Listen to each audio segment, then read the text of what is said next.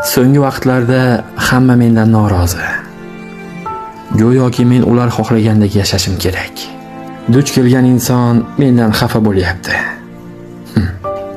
Go'yoki men ulardan xursandman.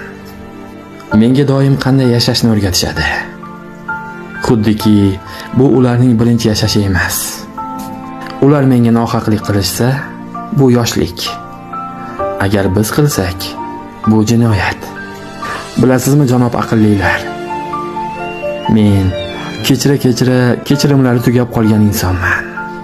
Mendan nimanidir talab qilishdan oldin orqaga, tarixga nazar soling. Endi yana yutqazib, o'zimni o'zim azoblab o'tmoqchi emasman. Xullas, xotirjamlik va beparvolik bilan yengaman. Yengilasiz. Dunyolardan kechgan bo'lsang, alam yoshlar to'kkan bo'lsang, so'zing bor so'zlolmasang, saboningni yopib kirlar.